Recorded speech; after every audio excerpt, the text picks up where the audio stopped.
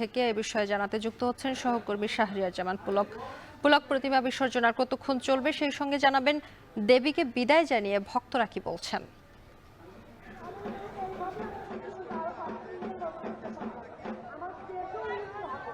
সন্ধ্যা পেরিয়ে এখন রাত, কিন্তু কর্মযজ্ঞ এখনো শেষ হয়নি ঢাকার ওয়াইজ ঘাটে। এখানে কিন্তু আমরা সন্ধ্যার পর থেকে দেখেছি রাত যত গড়িয়েছে ভিড় তত বেড়েছে। আমি যদি একটু আমার পিছনের চিত্রটি আপনাদের সামনে তুলে ধরি, তাহলে এখন দেখতে পারবেন যে সারিবদ্ধভাবে প্রতিমাগুলোকে ডিঙি নৌকায় তোলা হচ্ছে এবং আগের যে কর্মপ্রস্তুতি ছিল বা একটি তাড়াহুড়ো ছিল, সেটা কিন্তু এখন আরও বেশি বেড়ে গিয়েছে। এখন দেখা যাচ্ছে যে আমরা যে একটু আগে এই রাস্তাটা, যেটি ওয়াইজঘাটে আসার যে রাস্তাটি, সেটি দেখেছি। এখানে কিন্তু সারিবদ্ধভাবে অনেকগুলো ট্রাকে প্রতিমা রাখা হয়েছে সারিবদ্ধভাবে। এগুলো কিন্তু যথারীতি যে সিরিয়াল রয়েছে সেই সিরিয়াল মোতাবেক কিন্তু এই নৌকায় উঠানো হচ্ছে এবং কিছুক্ষণ পরপরই করে কিন্তু দুইটি তিনটি নৌকায় একসাথে তুলে কিন্তু এই প্রতিমাগুলোকে কিন্তু মাঝ নদীতে বিসর্জন দেওয়া হচ্ছে।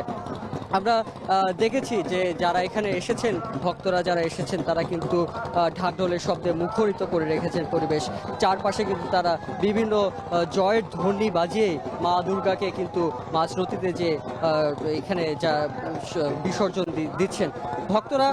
এখানে যে কিছুক্ষণ আগেও হালকা বৃষ্টি হচ্ছিল, সেই বৃষ্টিতেও কিন্তু তারা ভিজে কিন্তু ভক্তির উল্লাসে কিন্তু তাদের কোনো ভাটা পড়েনি, বরং এই যে হালকা বৃষ্টি সেটি কিন্তু নদীর জলে মেলবন্ধনে এটি বিদায়কে আরও আবেগ ঘন করে তুলেছে।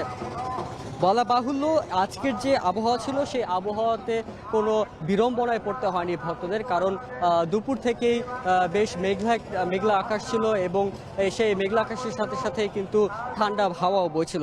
তাই যে গরমের প্রভাবটি সেটি কিন্তু আজ লক্ষণীয় ছিল না।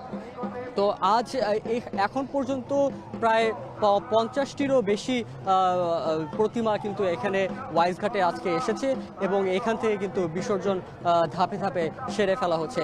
শুধু এখানে যে ঢাকঢোলে মুখরিত পরিবেশ তা নয়, ধূপধ্বনি এবং রাস্তার যে ধারে, সেই ধারেও কিন্তু বাদ্যযন্ত্র বাজিয়ে এবং বিভিন্ন গানের মাধ্যমে তারা কিন্তু এই পরিবেশটি মুখরিত করে রাখছেন।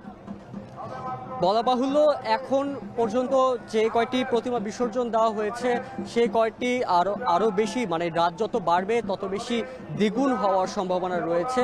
কারণ এই যে ওয়াইজঘাটে আসার যে রাস্তাটি, সেই রাস্তাটি কিন্তু বেশ সরু এবং যে ট্রাকগুলো আছে সেই ট্রাকগুলো কিন্তু সারিবদ্ধভাবে দাঁড়িয়েছেন এবং বেশিক্ষণ সময়ও কিন্তু তারা দাঁড়াতে পারছেন না এবং এই যে কর্মযোগ্যতায় সেটি কিন্তু এখন যে এখানে যারা স্বেচ্ছাসেবক রয়েছেন তারা কিন্তু বেশ দ্রুততার সাথে পালন করছে। তো এই ছিল আমার কাছে ওয়াইজঘাট থেকে সর্বশেষ। প্রতিমা বিসর্জনের খবর জানাচ্ছিলেন সহকর্মী শাহরিয়ার জামান পুলক। জানছিলাম ঢাকার খবর, এবার ঢাকার বাইরের খবর জানবো। এ বিষয়ে জানাতে কিশোরগঞ্জের কালীবাড়ি মন্দির থেকে যুক্ত হচ্ছেন সহকর্মী মশিউর কায়েস এবং নেত্রকোনার সোমেশ্বরী নদীর পাড় থেকে যুক্ত হচ্ছেন সহকর্মী রিফাত আহমেদ রাসেল। শুরুতে যাব কিশোরগঞ্জের সহকর্মী মশিউরের কাছে। মশিউর, জানাবেন প্রতিমা বিসর্জনের সবশেষ কি পরিস্থিতি আপনি দেখতে পাচ্ছেন? সম্ভব প্রতিমা বিসর্জনের যে পরিস্থিতি দেখতে পাচ্ছি এই মুহূর্তে আমি আছি কিশোরগঞ্জের কালীবাড়ি মন্দিরে। এটি জেলার কিন্তু কেন্দ্রীয় মন্দির, যেখানে একেবারে সন্ধ্যার পর থেকে আমরা দেখেছি যে ভক্তদের আনাগোনায় কিন্তু আসলে মুখরিত হয়ে উঠেছে এবং আমরা দেখেছি যে সন্ধ্যার পর থেকে এখানে সিঁদুর খেলা শুরু হয়েছে এবং এখনো অব্দি ভক্তদের উপচে পড়া ভিড়। সেজন্য এখানকার কর্তৃপক্ষ যে বিষয়টি বলছে যে তাদের যদিও 10টার মধ্যে প্রতিমা বিসর্জনের কথা ছিল, কিন্তু ভক্তদের ভিড়ের কারণে তারা কিন্তু এখনো পর্যন্ত আসলে প্রতিমা বিসর্জনের জন্য প্রস্তুত হতে পারছে না। তারা যে বিষয়টি বলছে যে প্রতিমা বিসর্জনে যেতে যেতে তাদের 10টা থেকে 11টা কিন্তু বাজতে পারে তাদের প্রতিমা বিসর্জনে। তবে এখানকার যে ভক্ত যারা রয়েছেন, যেহেতু এটা জেলার কেন্দ্রীয় মন্দির, সব জেলার বিভিন্ন অঞ্চল থেকে কিন্তু আসলে এখানে লোকজন এসেছে এবং তারা কিন্তু ভক্তরা এসেছে এবং তারা শেষ বিদায়ের সুরে কিন্তু তারা আসলে সুর মেলাচ্ছে এবং আমরা দেখেছি যে সন্ধ্যার পর থেকেই কিন্তু এখানে ভক্তিমূলক বিভিন্ন গান সেখানে প্রচার করা হচ্ছে, পাশাপাশি ঢাকের আওয়াজে কিন্তু মুখরিত হয়ে আসছে পুরো এই মণ্ডপ চত্বরে। আজকে যেহেতু তাদের বিজয়া দশমীতে যেহেতু বিসর্জন হচ্ছে, সবার মনের মধ্যে কিন্তু একটা আসলে বিষাদের সুর কিন্তু রয়েছে। সেই বিষাদের সুরের পাশাপাশি আমরা যদি বলি যে তারা কিন্তু আনন্দ উদ্দীপনাও এর মধ্যে রেখেছে, এবং তারা কিন্তু অনেকেই বলছে যে খুশি মনে তাদের মাকে কিন্তু তারা বিদায় দিচ্ছে। দেবী দুর্গা যেন আবারও ফিরে আসে, এবং শেষ বেলায় কিন্তু মায়ের কাছে, তাদের দেবী দুর্গার কাছে কিন্তু তারা যে মূলত যে প্রার্থনাটুকু করছে, যে দেশ ও জাতির মঙ্গল কামনায় তারা কিন্তু এই প্রার্থনা করছে, এবং সেই প্রার্থনার এবং বিচারের সুর সব মিলিয়ে কিন্তু তা এখানকার যে মণ্ডপটি রয়েছে এবং পাশাপাশি সবগুলো মণ্ডপে কিন্তু তারা বিসর্জনের জন্য তারা প্রস্তুতি নিচ্ছে। তো এই ছিল কিশোরগঞ্জের কালীবাড়ি মন্দির থেকে আমার কাছে বিসর্জনের সর্বশেষ তথ্য। চম্পা।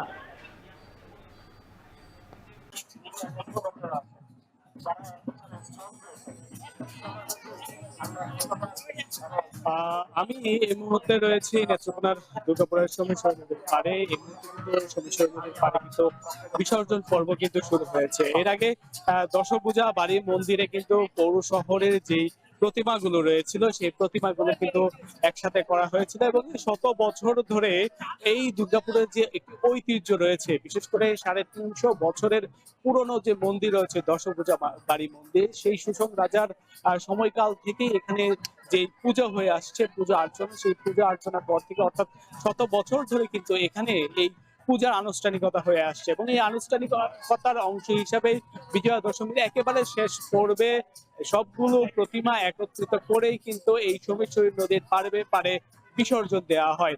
এরই অংশ হিসেবে কিন্তু আজ রাত 9টার থেকে কিন্তু সমীশ্বরী নদীর পাড়ে বিসর্জন পর্ব শুরু হয়েছে, এবং একে একে কিন্তু বেশ কিছু প্রতিমা কিন্তু বিসর্জন হয়েছে। সর্বপ্রথম কিন্তু দশভূজা বাড়ি মন্দিরের যে প্রতিমাটি রয়েছে সেই প্রতিমাটি কিন্তু বিসর্জন করা হয়। এরপর কিন্তু কালীবাড়ি মন্দির, এবং ধাপে ধাপে একের পর এক কিন্তু প্রতিমা বিসর্জন হচ্ছে। আমার ঠিক পেছনে হয়তো আপনারা দেখছেন যে আসলে প্রতিমা বিসর্জন কিন্তু হয়ে আসছে। আমরা ভক্তদের সাথে কথা বলেছিলাম, তারা আমাদেরকে যেমনটা জানিয়েছেন যে আসলে দেবী মর্তে এসেছিলেন, আসলে ছিলেন যে ভক্তদের আশা এবং প্রত্যাশা পূরণে। এই মধ্য দিয়ে আসলে দেবী সবার সুখ সমৃদ্ধি কামনা করছেন, এবং সবাইকে আসলে তিনি আশীর্বাদ করবেন, এমনটাই যারা ভক্ত রয়েছেন তারা বিশ্বাস করছেন। তারা বলছেন যে আসছে বছর প্রতিমা সুন্দর আয়োজনের মধ্য দিয়ে আবারও দুর্গাপূজা অনুষ্ঠিত হবে, এমনটাই কিন্তু তারা বিশ্বাস করছেন। তো এই ছিল আমার কাছে নেত্রকোনা থেকে প্রতিমা বিসর্জনের সর্বশেষ।